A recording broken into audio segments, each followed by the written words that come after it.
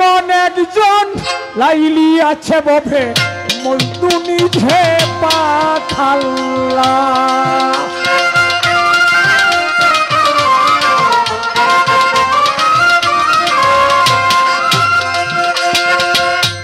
এমন একজন লাইলি আছে ভবে মজনু নিজে পাঠাল্লা তোমরা নিতার নাম জানবো তোমরা নিতার নাম জানবো যার নাম মুহাম্মদ রাসূল আল্লাহ যার নাম মুহাম্মদ রাসূল আল্লাহ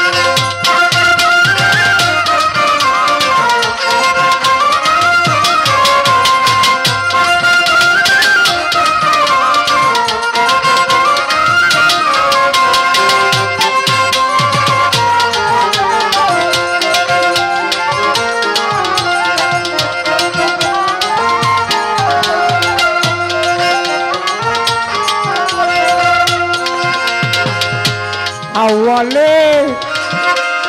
আখেরে নবী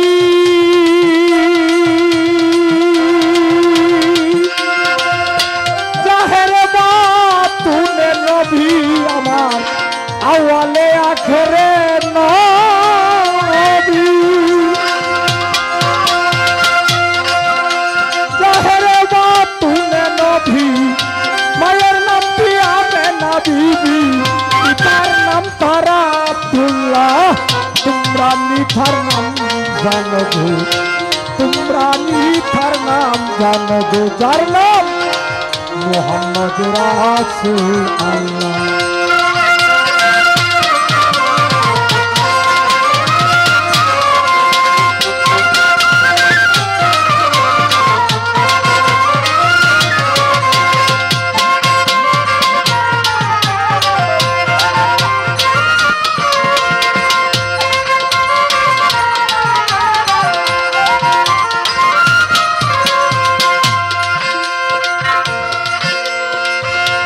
পরের বুঝা নবী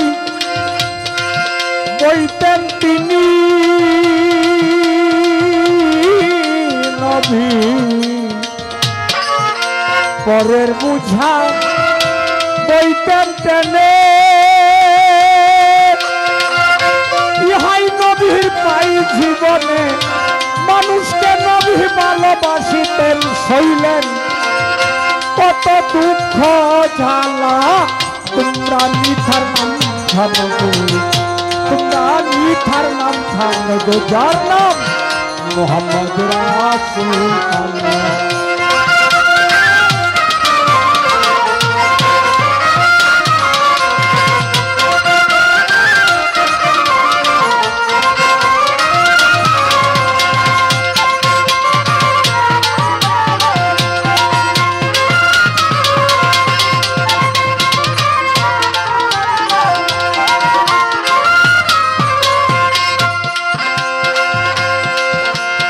এসে নবীজি আমার ভ্রমণ্ডলে নবী নবী এসে নবীজি আমার ভ্রমণ্ডলে এ হাবলি উম্মতি বলে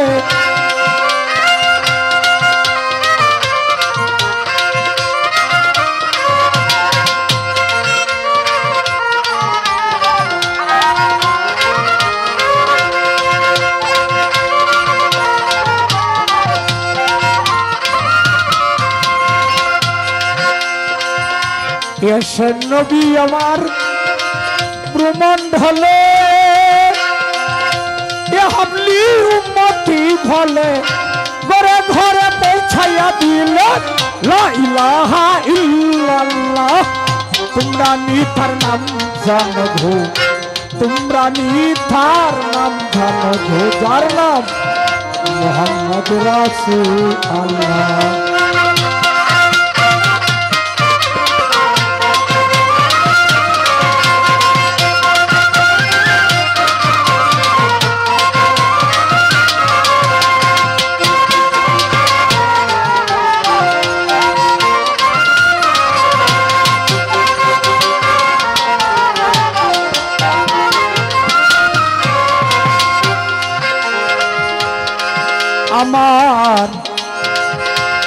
রাসূল যার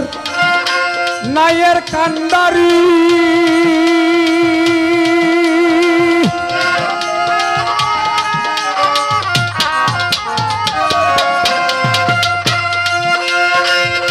সাত সমুদ্র দিভে পারি আমার নবী নবী যার নায়ের কান্ডারি সাত সমুদ্র দিভে পারি আশানিয়া করছে মনে তোমার সালাম পাঘেলা তোমরা নিথার নাম জানো তোমরা নিথার নাম জানো গো মুহাম্মদ রাসূল আল্লাহ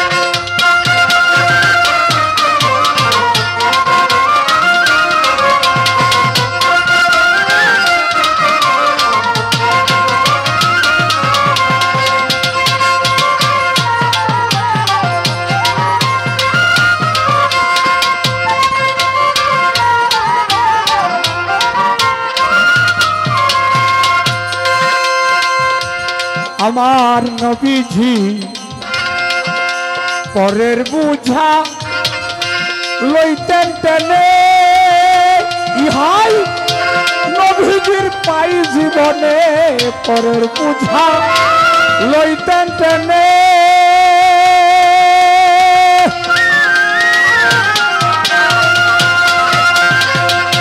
ইহাই নবীর পাই জীবনে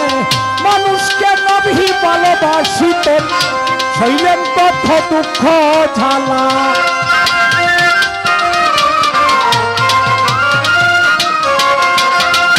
মানুষকে নবী ভালোবাসিতেন শৈলেন কত দুঃখ ঝালা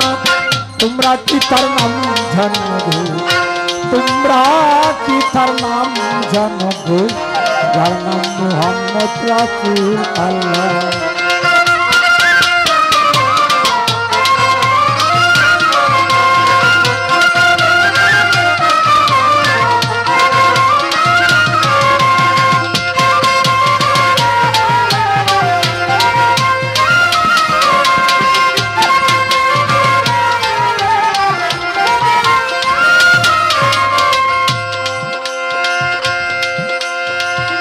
ধীরে ধীরে আমার ভাইয়ে করলো জিজ্ঞাসন ভুলি নাই তাই মনে পড়ে আমার যত বন্ধুগণ নীরব থাকবেন নীরব থাকবেন থাকবেন একটু চোখ ভাইসি আমার মনের মতো ভাই বলবে খুব খুব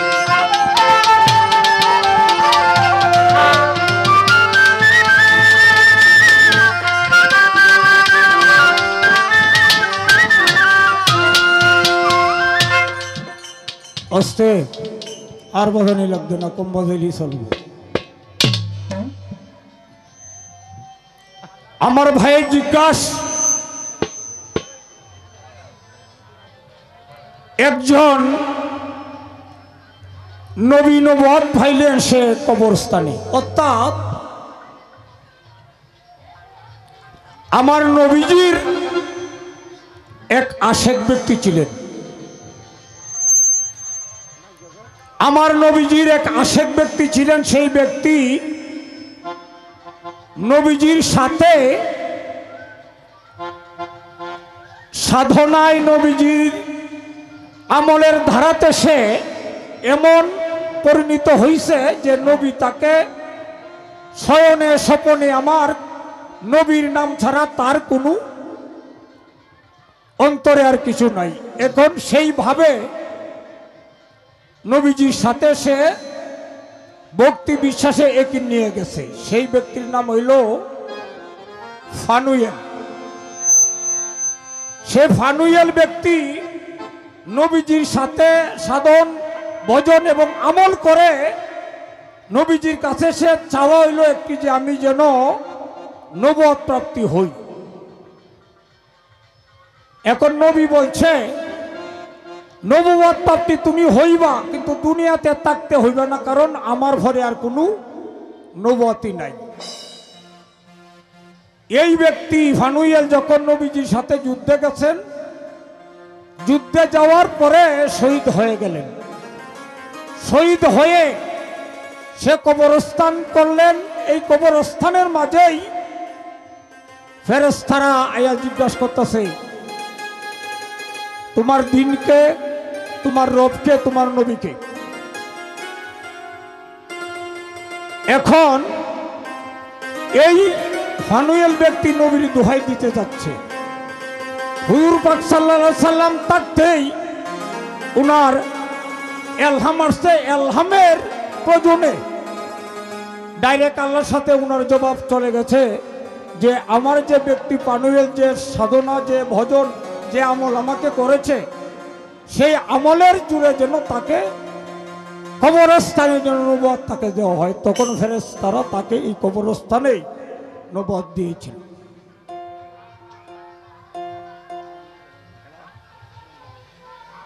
সেই আমার গানে এবং গতায় রহিম পাগলা বাবা সেই 100 টাকা দান করলেন। সেই হাসান শাহ বাবার পক্ষ থেকে,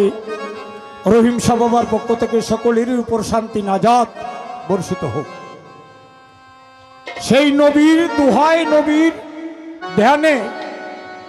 নবীজির কথায় সেই আল্লাহ পাক কবুল করে তাকে কবরস্থানেই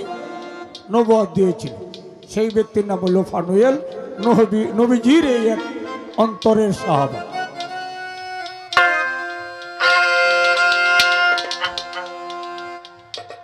এইলো ভাইয়ের জিজ্ঞাসা। এখন আমি ছোট্ট করে আরেকটি জিজ্ঞাসা করে যাব, রাত্র প্রায় অধিক হয়ে গেছে।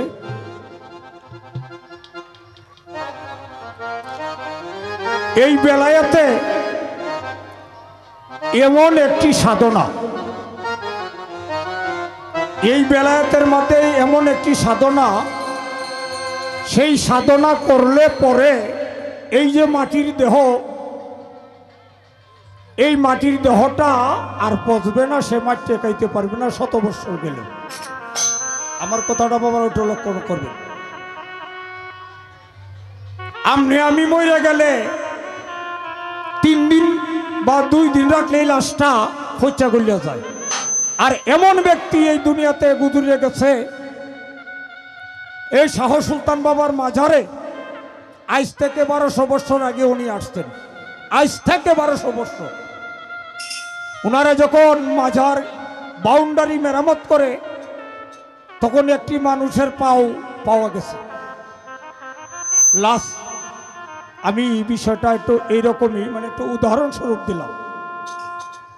এমন সাধনা আছে, এই মাটির দেহটা 1000 বৎসরও যদি মাটির নিচে রাখা হয়, মাটিতে খাওয়ার মতো কোনো শক্তি নাই। এই লাশ ফসবে না, গলবে না। আমি ছোট্ট একটি জিজ্ঞাসা ভাইয়ের কাছে, কোন সাধনা করলে পরে এই দেহটা ফসবে না, গলবে না? এই সাধনাটা কি? বেলায়েতের মধ্যে আমি লম্বা প্রশ্ন করব না। এই কোন সাধনার ফলে এই দেহটা পচতো না, গলতো না? সাধনাটা কি? কিসের সাধনা বেলায়েতে? একটি কথা,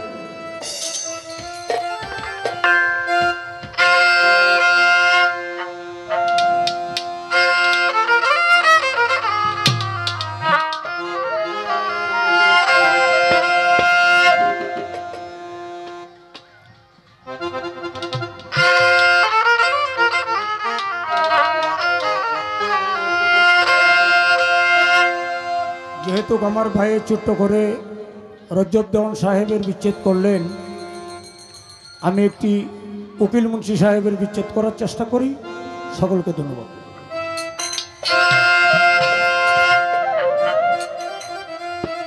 একটি কথা আসলে আনোয়ার সুন্দর বলছো, তুমি মিউজিকটা ফান্নিয়া খুব ভালো, আর আমি আছি একটু কালো এই জায়গাটায়। ধন্যবাদ।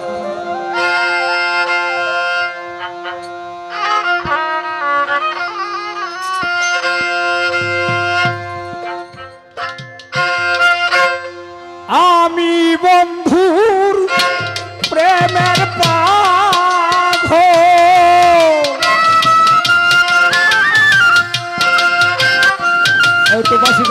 কিছু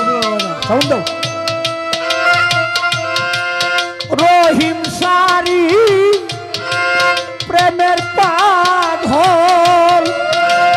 বুঝাইলে মন বুঝে না বান্ধবী আমার মনে মানে না মানা ওখিনা ওখিনা না না না রে আমার মনে মানে না মানা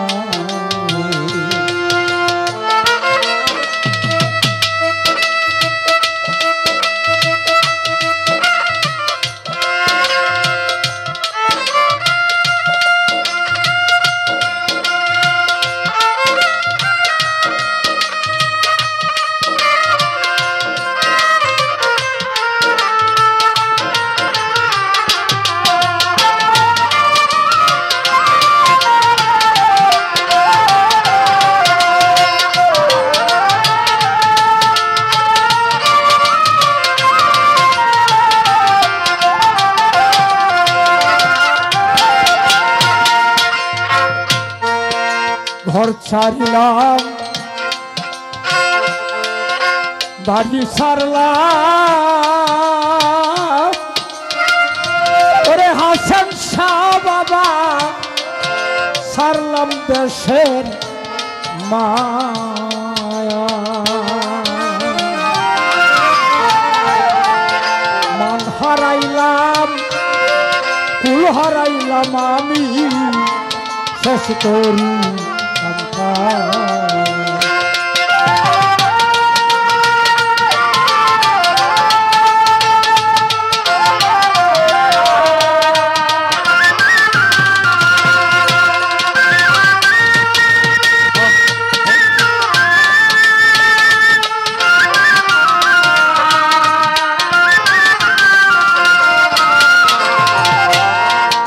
ঘর ছাড়িলাম কারণ বাবারা বিচ্ছেদের অনেক বিচ্ছেদ আছে আসলে এখন তো আর বিচ্ছেদের শেষ নাই আল্লাহকে যদি কেউ পাইতে চাও শূন্য শূন্য হয়ে যাও টাকা পয়সা দিয়ে আল্লাহরে পাওয়া যাইতো না কেন মদনপুর শাহ সুলতান কমরউদ্দিন রুমি রাহমাতুল্লাহ আলাইহি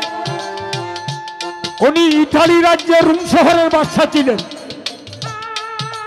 এই 7 মুলুকের বাদশা ত্যাগ করিয়া মদনপুর জঙ্গলে বইছে এই জঙ্গলে বইয়া আল্লাহর ধ্যান সাধনা করছে যদি আল্লাহকে কেউ পাইতে চাও শূন্য শূন্য শূন্য হয়ে যাও যা কিছু হতে সকল কিছু বিলিয়ে দিয়ে তুমি শূন্য হয়ে যাও তাই উকিল মুন্সি বলছেন এই গানে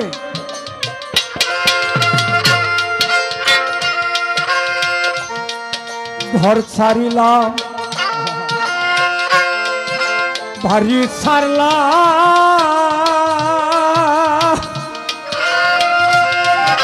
হাসান সারে ছাড়লাম দেশের মায়া মান হারাইলাম কুল হারাইলাম আমি শেষ করিলাম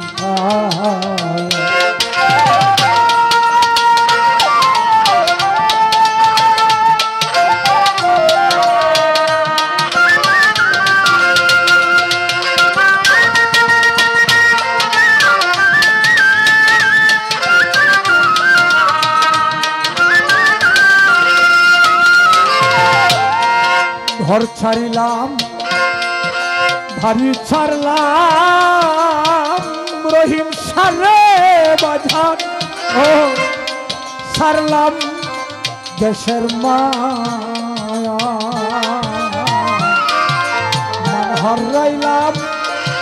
কুল হারাইলাম আমি শেষ করিলাম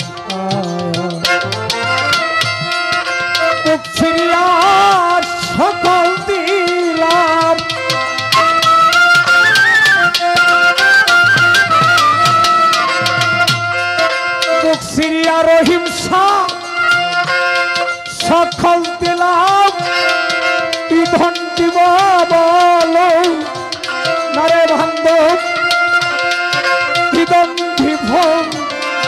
হলো না বান্ধবী আমার মনে মানে না আমার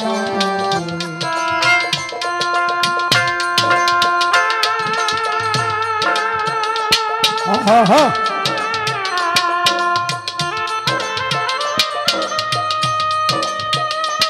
ভালো ভালো চুপ করতে পারো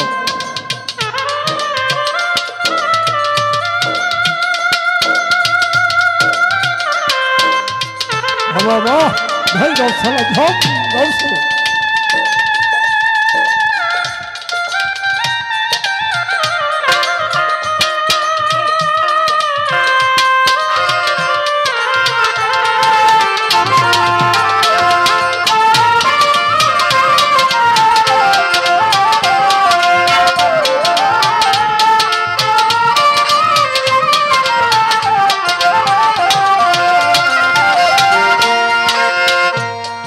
সোনা মুখে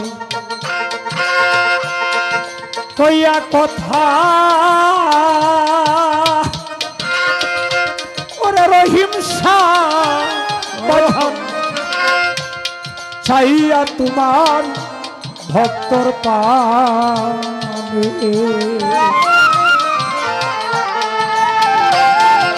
দুহাত ধরে বলেছিলে তুই ভুলবে না জীবনী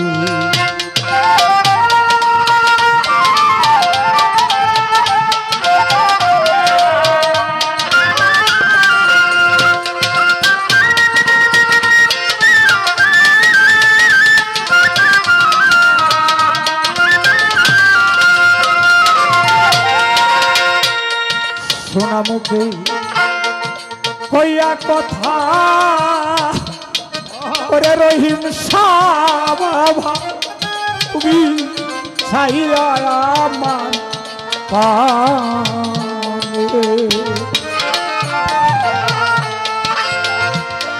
দুহাত ধরে বলেছিলে তুই ভুলবে না জীবনী আশা দিয়া নৈরাশ্রে করা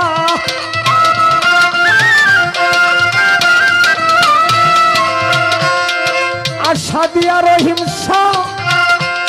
নৈরাশ করা তুই বন্ধুর উচিত হই না রে বন্ধু তুই বন্ধুর উচিত হয় না আছেন সাধু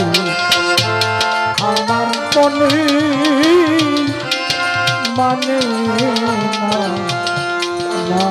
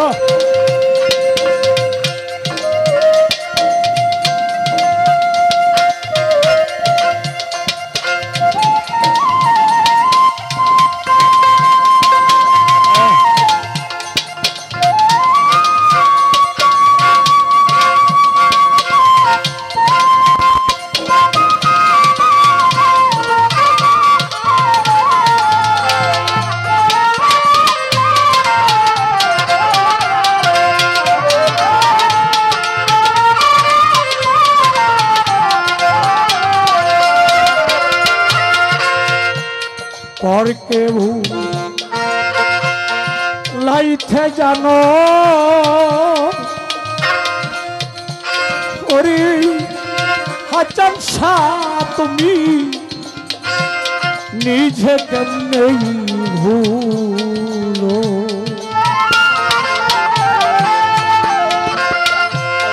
এই শিকাঠা বলো রে বন্ধু চুরাই শিকাইলো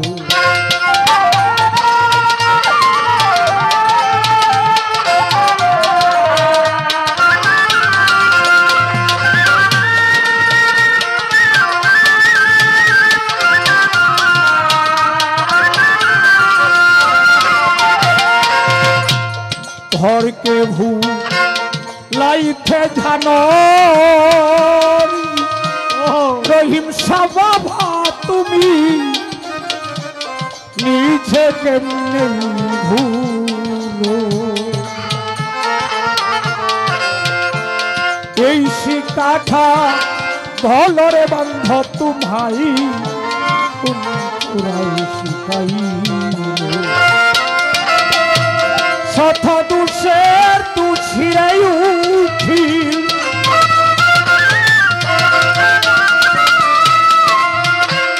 শত দুষের দোষী উকিল অন্যেরা দোষী হই না বন্ধ অন্যেরা দোষী কই না আমার মনে মানে না রহিম সারি প্রেমের পাগল বুঝাইলে মন বুঝে না রে বন্ধ বুঝাইলে মন বুঝে না বান্ধব রে আমার মনে